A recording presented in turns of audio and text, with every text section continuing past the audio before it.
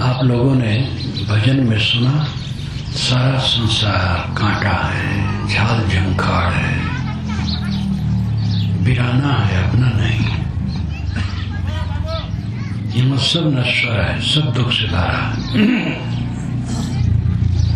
तो क्या निराश हो जाना चाहिए? अशांत और पीड़ित हो जाना चाहिए? अगर कोई ऐसा सोचता है कि सब दुख है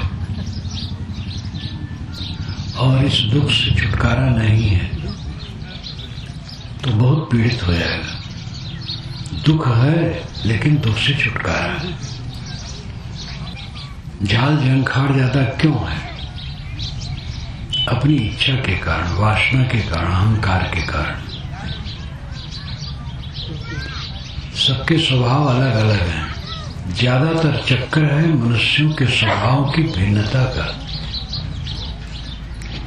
और सबके स्वभाव भिन्न है। सत रज तम, इन 3 गुणों से आवेष्टित सब जीवन। अगर कोई दूसरा लोक होगा तो वहां भी ये तीनों गुण रहेगा, क्योंकि सारा संसार त्रिगुणात्मक है। इसमें क्षमा, गम, संतोष, दया, शील, संयम से आदमी सुखी रह सकता है। अभी अभी जब मुझे यहाँ सभा में आना था, बड़ी दूर से एक फोन आया। वो सज्जन अपने प्रेमी हैं। उन्होंने अपनी पत्नी के लिए कहा कि साहब उनको आप समझा दीजिए। वो बहुत अशांत हो जाती है। जब आप समझाते हैं तो मानती हैं, कुछ दिन तक ठीक चलता है। आप समझा दीजिए। आधा घंटा में मैं फोन लगाऊंगा उनके लिए। मैंने कहा मैं तो सत्संग में जा रहा हूँ। तो कहा अच्छा, आप अगले दिन फिर इसी समय। मैं परेशान हूं, उनको समझा दीजिए। ये बात आप लोगों के सामने भी है। कितने लोग इसमें बैठे होंगे जिनमें पत्नी में ठीक से बात नहीं होती होगी। पत्नी से बात नहीं, पति से बात नहीं, लड़के से बात करने मन नहीं करता, क्योंकि लड़का बड़ा अहंकारी है। भाई बेईमान है, उससे बोलने का मन नहीं करता है। सब गलत है। अच्छा कौन है? मैं इस दुनिया में केवल मैं अच्छा हूं और सब खराब है। ये भाव दुख देगा। दुनिया में 1.5 बुद्धि है। एक बुद्धि पूरी मेरी है और आधी बुद्धि में दुनिया के सब लोगों की बुद्धि है। ये अहंकार सदैव दुख देने वाला है।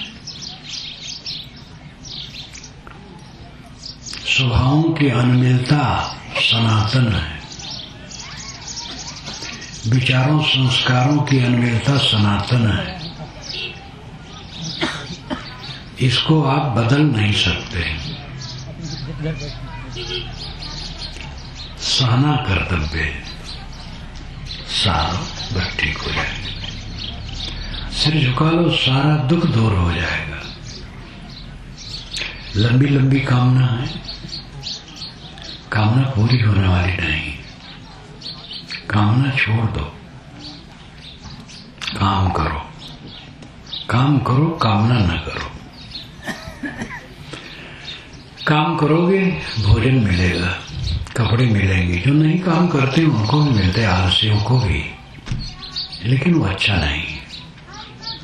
काम करो, अपनी श्रेणी के अनुसार जहां जो हो काम करो। भोजन, वस्त्र और आवास, ये तीनों मिलेंगे पक्का। क्यों चिंता करते हो? कामना करोगे कभी पूरी नहीं होगी। किसी कामना आज तक पूरी हुई है? सबकी कामना बीच में ही टूट जाती है।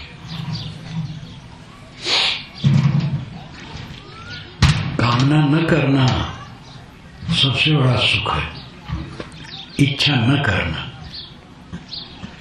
आप कहेंगे इच्छा न करेंगे तो खेती कैसे करेंगे? इच्छा करके खेती न करो, खेती करो बस, उसमें इच्छा करने की जरूरत है। खेती करो और लगन से करो, दुकान पर काम करो, नौकरी जहां आपकी है टाइम से जाओ, टाइम तक जम के काम करो।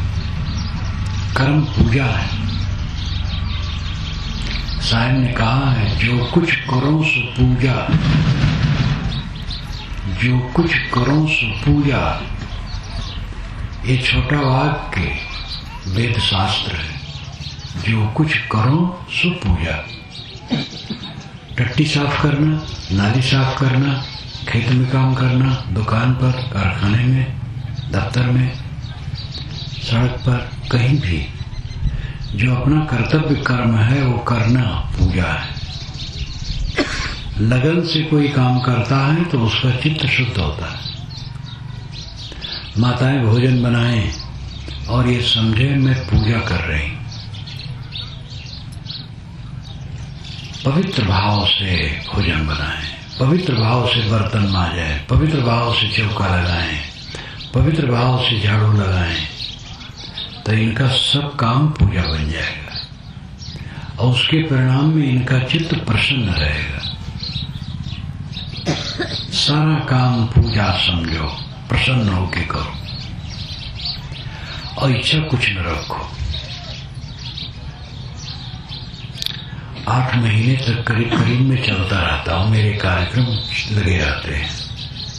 इस बुढ़ापा में भी ठंडी गर्मी वर्षा सब चलता रहता है।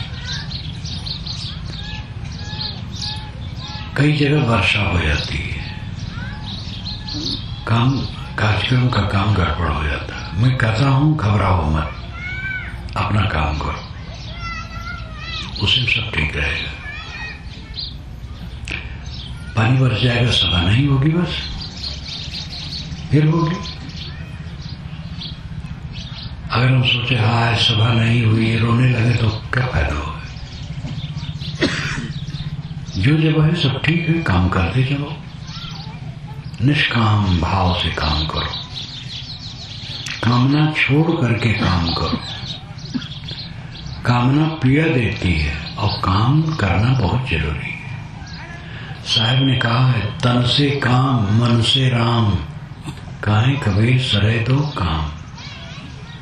ये भी छोटा वाक्य है लेकिन सब वेद शास्त्र है। तन से काम मन से राम, काहे कबीर सरे दो काम।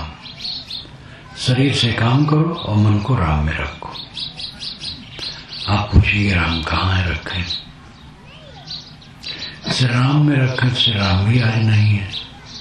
उनका चित्र तो चित्र में कल्पना करें क्या,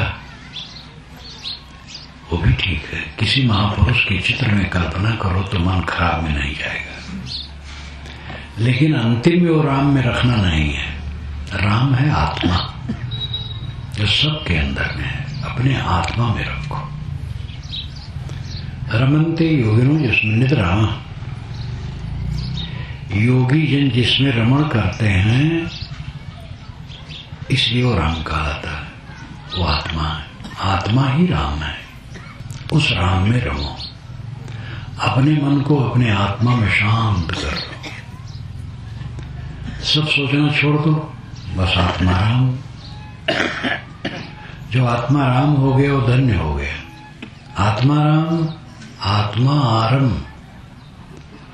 सब तरफ से जो आत्मा में रमता वो आत्मा राम है। सब समय सब क्षण आत्म संतुष्ट आत्मा राम है। जो भोजन मिले संतोष से खा लो। रूखी सूखी खाए के ठंडा पानी पियो। देख पराई चूपड़ी मत ललचावे जीव। यही साहब की साकी। रूखा सूखा खा करके ठंडा पानी पी लो। घी से चुपड़ी हुई दूसरे की रोटी देख के ललचाओ ना। ये समझ लो रोटी में घी अगर लगा है तो रोटी गरिष्ठ हो जाएगी। इसलिए मैं सूखी रोटी खाता हूं, घी नहीं लगवाता हूं। कभी कभार खा लेता, कभी कभार कोई लगा दिया तो ये नहीं कि ना खाऊं, लेकिन अगर रोज लगाने लगे तो नहीं खाऊंगा। एक बार मेरे पास रोटी आई, घी लगाई, खा लिया। दूसरे दिन फिर घी लगाया था, तब भी खा लिया। तीसरे दिन आया तो भात मंगाया, भात खा लिया, रोटी नहीं खाया। तब सावधान हो गए लोग। तो कभी खा लो, हो सकता है, रोज रोटी नहीं खाऊं। सूखी रोटी मैं खाता हूं। सूखी रोटी पाचक होती है। और कैसे खाना चाहिए? सूखी रोटी मुख में डाल लो और खाओ, उसमें कुछ नहीं करो, खाली सूखी, तो दुधार दुधार लगेगी, मीठी मीठी। और ठीक से दांत से पीसो, वो ज्यादा गुणकारी है। फिर सब्जी अलग से खा लो। असली भोजन कौन है? गरीबों का। अमीरों का भोजन अच्छा नहीं। तमाम मिर्च मसाले, मिठाई, अनेक प्रकार की सब्जियां, 10 कटोरियां थाली के चारों तरफ फैल गई। ये दुर्भाग्य है। आप कहेंगे वाह उल्टा करते हो, ये दुर्भाग्य है। ऐसे लोगों का पेट खराब रहेगा। रोटी हो, सब्जी हो, दाल हो, भात हो, बहुत है। दाल भात रोटी और सब खोटी। और भात, छत्तीसगढ़ में भात मिल जाए तो रोटी की जरूरत नहीं। छत्तीसगढ़ में, बिहार में, बंगाल में, उड़ीसा में, नेपाल में भात मिल जाए तो बस सब कुछ है। और राजस्थान में भात छूएगी नहीं, और पंजाब में भी नहीं, वहां रोटी चाहिए। रोटी या भात के साथ नमक मिल जाए तो काम चल जाए। दाल सब्जी मिल जाए तो और अच्छा है। सादा भोजन और आइटम कम। कई प्रकार का। गांधी जी बहुत प्रसिद्ध थे, बहुत श्रद्धेय हो गए थे। जहां पहुंचे तहां उनके लिए नाना प्रकार का भोजन, वो भी आ गए। तो उन्होंने प्रतिज्ञा की 6 आइटम से अधिक नहीं रहे। 6 आइटम से अधिक रहेगा तो नहीं खाऊंगा। और वो भी बड़े कट्टर थे, जिद्दी भी थे। जिद में पड़ जाते थे तो दुनिया एक तरफ हो जाओ, एक तरफ। तो 6 आइटम से अधिक भोजन नहीं लेते थे। तो अमीरों का भोजन बढ़िया भोजन नहीं, गरीबों का भोजन बढ़िया है। मीठा भोजन कौन है? भूख लगी हो, भूख। पैसे से भोजन आप बहुत प्रकार से बना सकते हैं, लेकिन पैसे से आप भूख नहीं पैदा कर सकते। भूख परिश्रम से और कम खाने से होगा। जब कम खाओगे और मेहनत करोगे तो भूख लगेगी। भूख से भोजन मीठा लगता है। सब प्रकार का व्यंजन हो, भूख ना हो तो सब मीठा नहीं लगेगा। और अगर भूख लगी है, सूखा भात मिला तो मीठा लगेगा। एक राजा वन में सैर करने के लिए निकल गया। घोड़ा का सेवक पीछे पीछे चलता रहा। बहुत दूर चला गया, थक गया, घोड़े से उतरा, बैठ गया। नौकर भी पहुंच गया। उसने कहा यार भूख बहुत लगी है। राजा ने कहा, नौकर ने कहा हुजूर कहीं पेड़ों में फल भी नहीं है, कोई गांव घर भी नहीं है, क्या दूं आपको? फिर कहा हुजूर थोड़ा सा चना है, घोड़े के लिए रखा हूं। ये चना क्या चीज है? कि हुजूर चना एक अन्न है। खिलाओ, दिया, खाने लगा। अरे ये तो बहुत मीठा है जी, पहले तो क्यों नहीं दिया? कहा हुजूर आपको भूख लगी इसलिए मीठा है। भूख न लगी होती तो आप कहते कि क्या मैं घोड़ा हूं जो चना दे दिया? चना यद्यप उत्तम भोजन है। औरंगजेब ने अपने पिता को जब जेल में डाला तो कहा कि एक अन्न देंगे, जो मांगना हो मांग लो। इतना निठुर। तो तो उन्होंने चना मांगा। चना का सत्तू बना लो और पानी नमक डाल के सान के खा लो। चना का आटा बना लो, रोटी खा लो। चना का चबैना, चना उबाल करके खाया जा सकता है, छौंक करके खाया जा सकता है।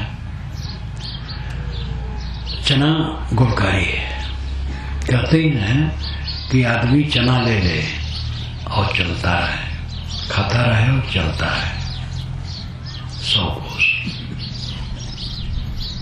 जीवन भर, तो निरोगी रहेगा, सुखी रहेगा। और मटर ले ले और खाता रहे और चलता रहे तो रोगी हो जाएगा। मटर कच्चे में उसका खा लेना सब्जी में ठीक है, लेकिन मटर ज्यादा खाने की चीज नहीं, थोड़ा ही खाने की चीज। और चना तो जीवन भर खाओ, बढ़िया। मैं कह रहा था कि सादा भोजन गरीबों का भोजन असली भोजन है। जो तेल और घी में ज्यादा तला है वो बेकार है। देवियों को चाहिए सब्जी छौंकें तो तेल उसमें खाते समय न लगे कि तेल है। तेल जिसमें तैरता है वो सब्जी गरिष्ठ।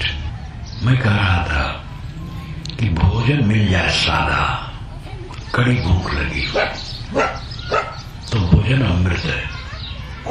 और तन ढकने के वस्त्र मिल जाए और सोने की जगह मिल जाए और मन शीतल हो, शांत, तो इससे बड़ी कुछ उपलब्धि है? इससे बड़ी क्या चीज है? पुत्र मिले, उसी पुत्र से आप दुश्मनी करेंगे आगे चलकर।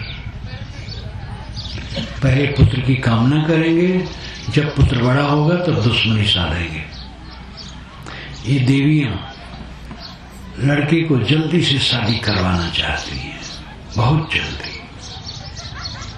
और जब शादी कर देगी तब पीछे से लड़के से दुश्मनी करेंगे तुरंत। ये तो अपनी पत्नी के अधीन हो गया, बाहर से लड़की आई उसी में लुप्त हो गए, मैं कुछ नहीं। ऐसा सोचो कि बहू बेटे आपस में प्रेम से रहे, हमें कुछ नहीं चाहिए उनसे। लेकिन बूढ़े लोगों का दिमाग दूसरा रहता है।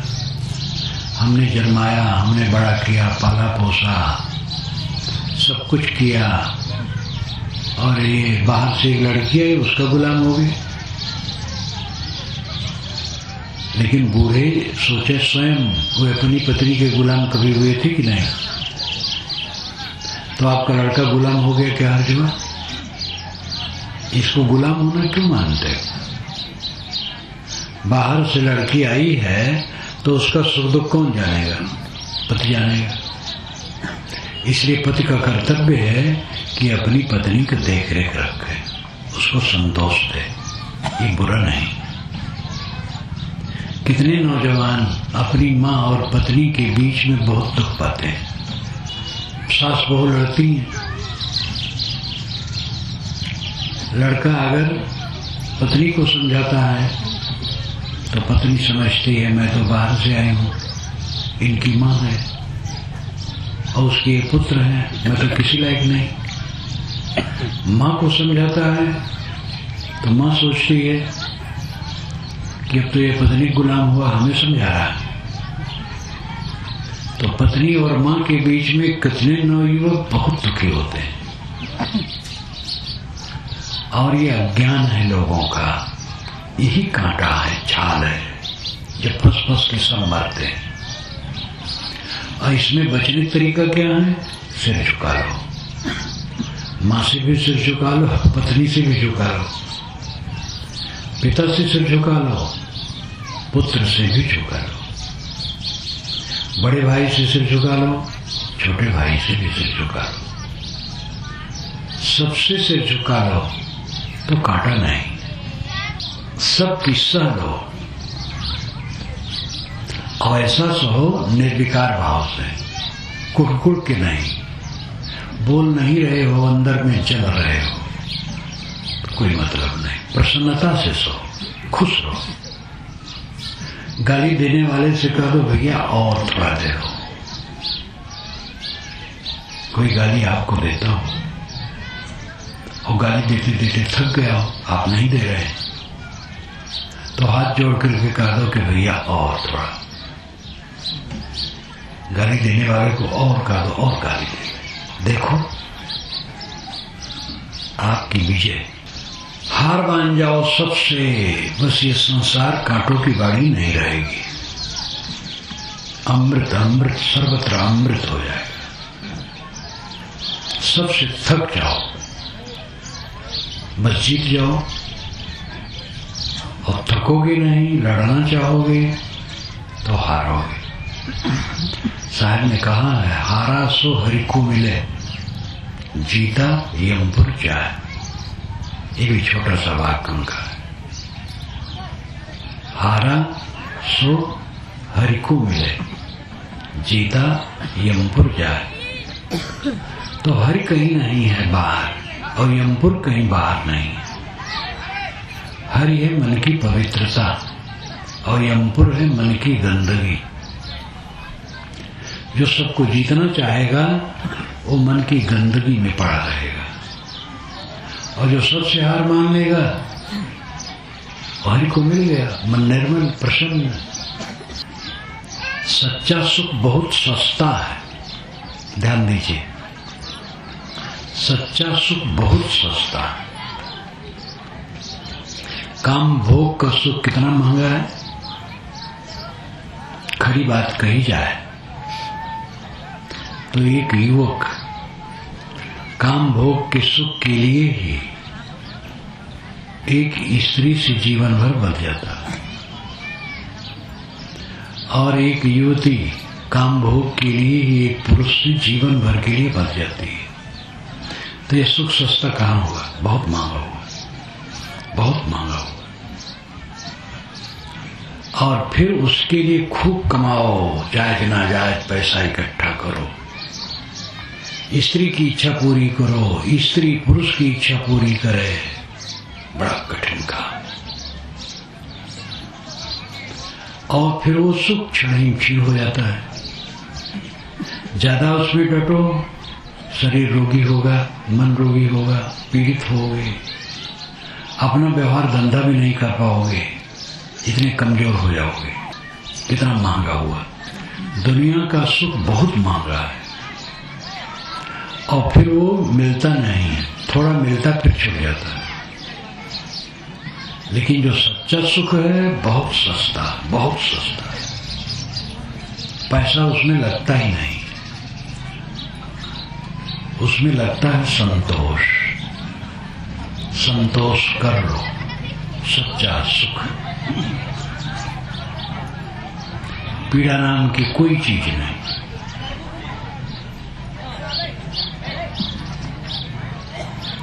ये संसार झाड़ झांकर है, लेकिन संतोष रखने वाले के लिए, सह लेने वाले के लिए, गम खाने वाले के लिए, बचाकर चलने वाले के लिए, सिर झुकाकर चलने वाले के लिए ये संसार आनंद का घर है। कहीं कोई कलेश नहीं। संसार तो परिवर्तनशील है ही है। परिवर्तन तो होगा ही, शरीर परिवर्तन होगा, शरीर का सब बदलेगा। चाहे कितना प्यार करो, जिनका प्यार करोगे उनका भी मन बदलेगा। अनेक बार जिनको सीने से लगाए हो वो उल्टा हो सकते हैं, साथ छोड़ सकते हैं, उदासीन हो सकते हैं। संसार ही ऐसा है। यहां परिवर्तन का परिवर्तन नहीं है। परिवर्तन का परिवर्तन क्या है? स्थिरता। स्थिरता है ही नहीं, बह रहा है। पूरा संसार निरंतर बह रहा है। इसको पकड़ करके कौन स्थिर रख पाएगा? काले काले बाल जवानों के, वो उसको स्थिर नहीं रख पाते। हम लोगों के बाल काले थे, लेकिन अब उजले हो गए। हम लोगों की चाम भी खूब तने थे, चिकने थे, अब बूढ़ी जर्जर झुर्रियों से भरी, सब कुछ सब समय बदलता है, इसको कौन रोक सका?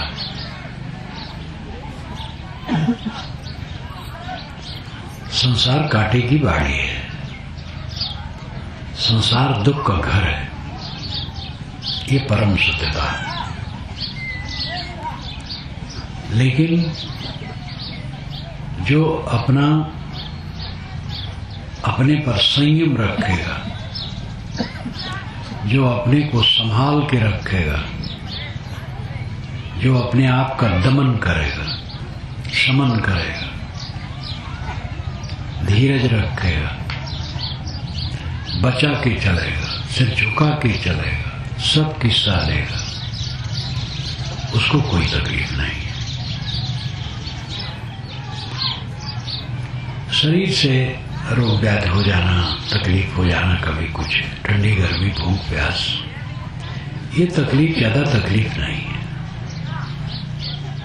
मन की चिंता, मन की पीड़ा, मन का संताप, ये तकलीफ है। काम का वेग, क्रोध का वेग, लोभ का वेग, मोह का वेग, चिंता का वेग, ये तकलीफ है। और ये जीव को निरंतर पीड़ित करते हैं। संसार के सभी लोग इसमें जलते रहते हैं। भुवरी गांव बसे घट माही, सब कोई बसे सो की छाई। साहब कहते भुवरी घाम बसे घट माही, सबके घट में भुवरी घाम बसता है। भुवरी घाम किसे कहते हैं? जिसमें हल्की हल्की बदली हो, हवा न चलती हो और दोपहर का समय हो, तो यह धूप बहुत कष्ट देती है। खुला हो, हवा चलती हो, धूप हो, उतना कष्ट नहीं है। भुवरी घाम इसे कहते हैं। गहरी बदली हो तो फिर धूप आएगी नहीं। हल्की हल्की बदली हो, पतली पतली, उजली उजली, और हवा नहीं है तो धूप जो आती है वो बहुत तपती है। ऐसे सबके अंदर में दुख का ताप बना रहता है। पूरा संसार एक भाड़ भट्टी है और उसमें सब जीव तप रहे हैं। हरदम असंतोष असंतोष असंतोष। इसलिए बिल्कुल सच है कि संसार दुखों से भरा है, लेकिन उसमें सुख का रास्ता क्या है? साह लेना।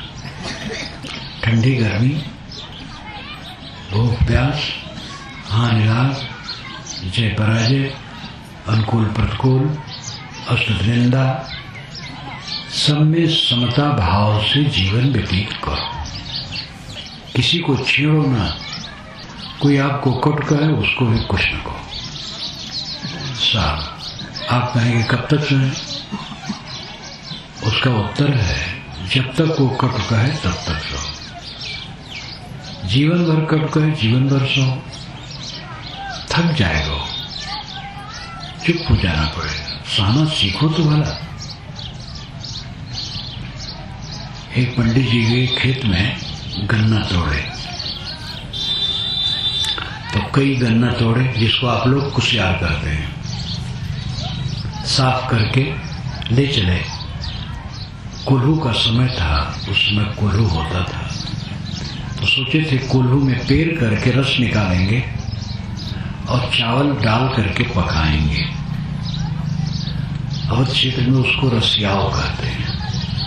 रसियाओ, रस में पका हुआ चावल रसियाओ। लेकिन बड़े दयालु थे। बीच में लड़के मिले, मांगने लगे तो तोड़ तोड़ के देने लगे।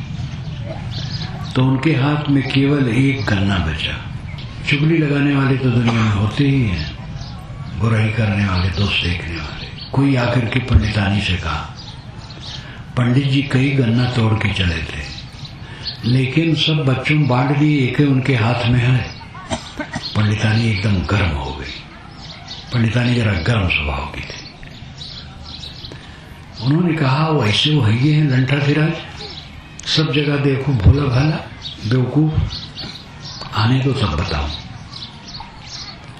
दरवाजे पर पहुंचे तो पंडितानी ने झट से दौड़ करके गन्ना को छीन करके उनकी पीठ पर जोर से दे मारा। गन्ना टूट गया, दो खंड हो गए। पंडित ने कहा, अच्छा है, एक ही गन्ना था, हम दो प्राणी थे, तोड़ना था, तूने तोड़ दिया। पंडितानी बेचारी अधमरी हो गई। अगर वो गाली देते तो बहुत गुर्राते, लेकिन उससे झुका लिए। पंडितानी ठंडी हो गई।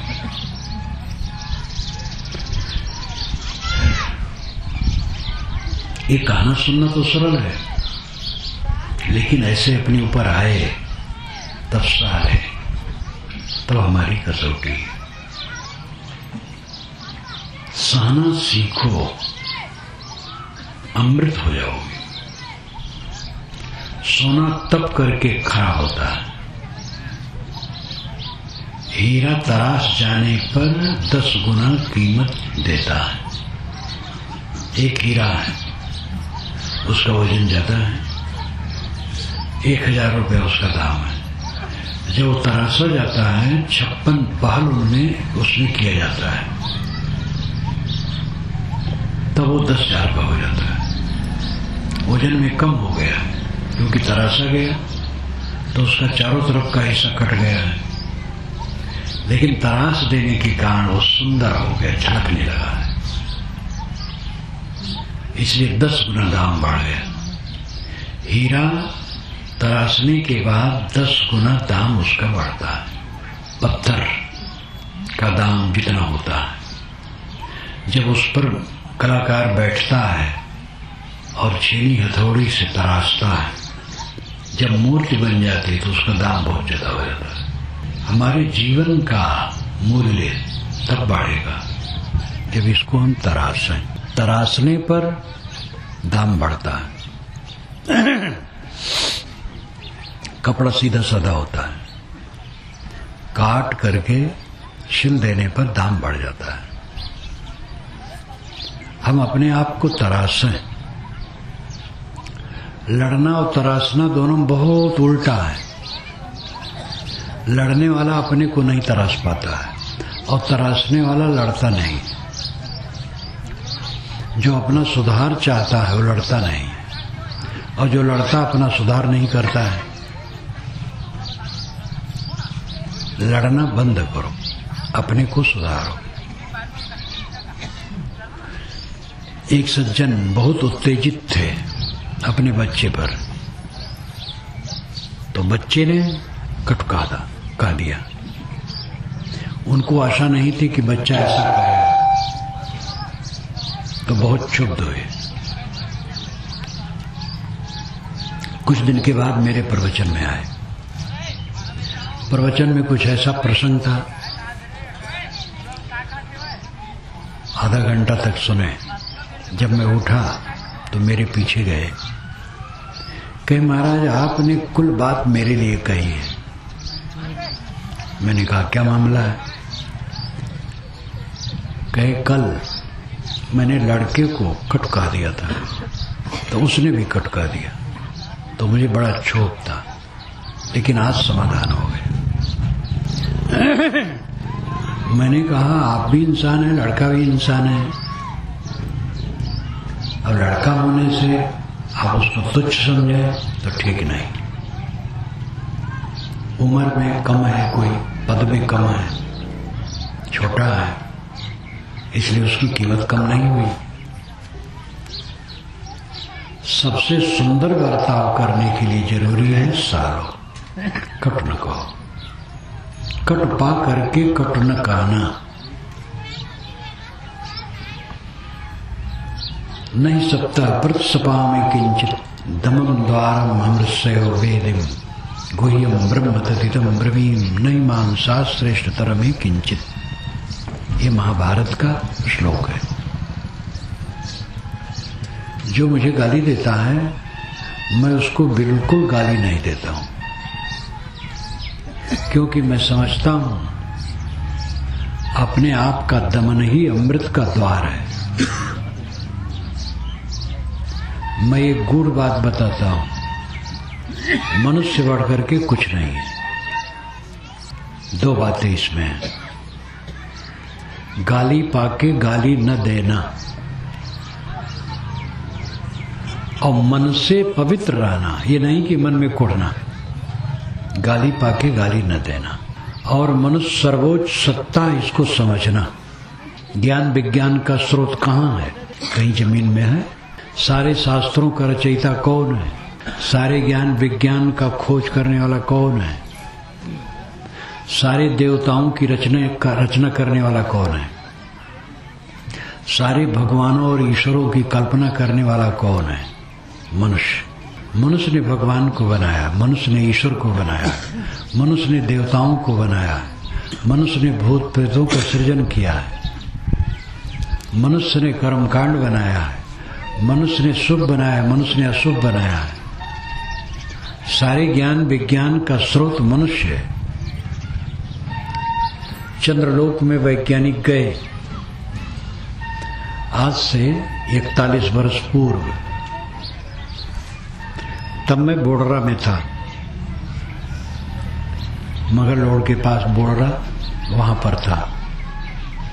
और मेरे ब्रह्मचारी घर वालों से ट्रांजिस्टर ले करके मेरे पास बैठे थे। रात में मुझे सोने नहीं दिए मेरे ब्रह्मचारी। उस समय क्षण क्षण की बात मैं सुनता रहा। चंद्रलोक में जब पहुंचे, जब वायुयान वहां की जमीन पर उतरा और फिर उन्होंने एक पैर निकाल करके जमीन पर रखा, फिर दोनों पैर, फिर घूमने लगे, सब बात बता रहे थे। सन 1969 की बात है, वर्षा काल में।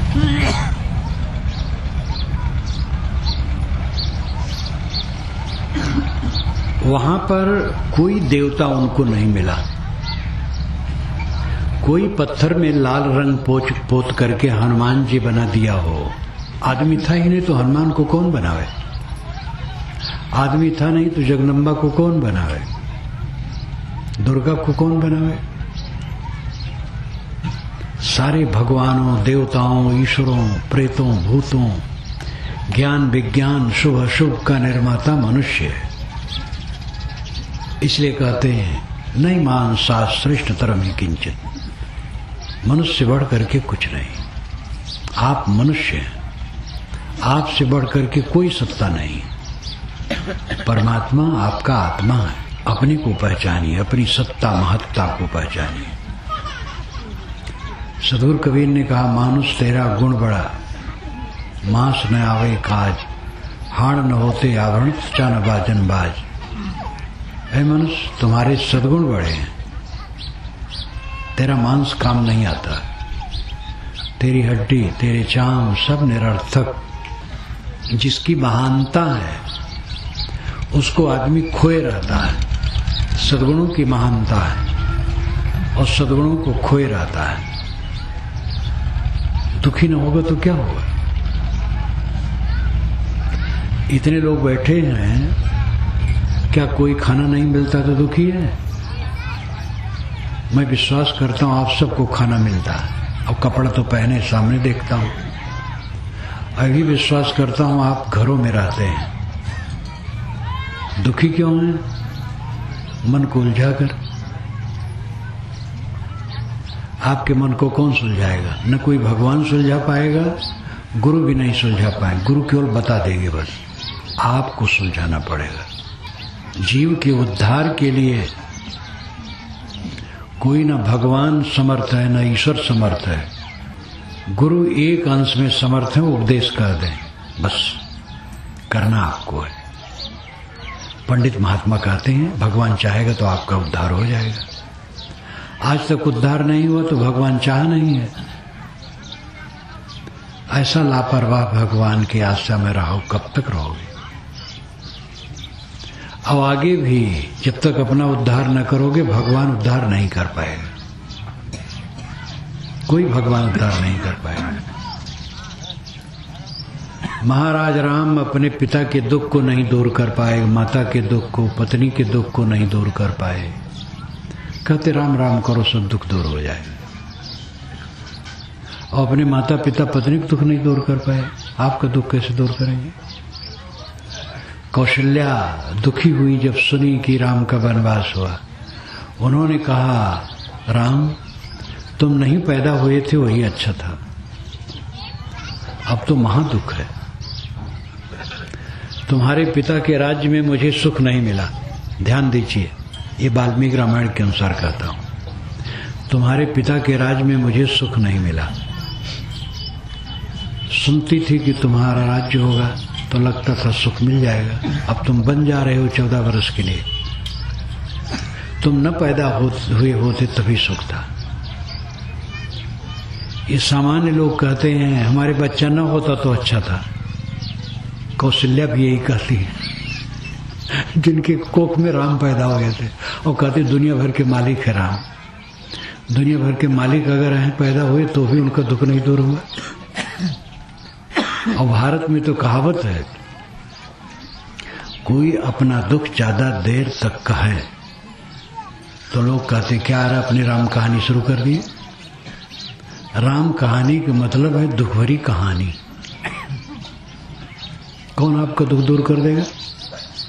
कोई राम भगवान ईश्वर नहीं दूर कर पाएगा। गुरु भी की ओर रास्ता बताएगा, वो भी दूर नहीं कर पाएगा। आपको खुद दूर करना पड़ेगा। गुरु का उपकार है, न बताने वाला हो तो हम कुछ समझ ही नहीं पाएंगे। इसलिए बताने वाले का बहुत बड़ा उपकार है, परंतु करना पड़ेगा खुद। और यही करना, अपने पर संयम, अपने पर कंट्रोल, सब किस्सा लो। भीतर बाहर दोनों तरफ से आप पर हमला हो रहा है। बाहर से नर नारियों का हमला, वासनात्मक हमला, क्रोध का हमला, तमाम हमले, राग द्वेष कला कल्पना, ठंडी गर्मी वर्षा सबका हमला। भीतर से काम क्रोध लोभ मोह का हमला। चारों तरफ से आपके ऊपर हमले हो रहे हैं। सब तरफ से सारे हमलों को सह लो और विचलित न हो। बस इस दुख भरे संसार में सुख से रहोगे। सुख का रास्ता यही है, सह लेना, संयम करना, संतोष रखना, सिर झुका लेना, अंतर्मुख हो जाना। मैं अपनी वाणी को विराम देता हूँ।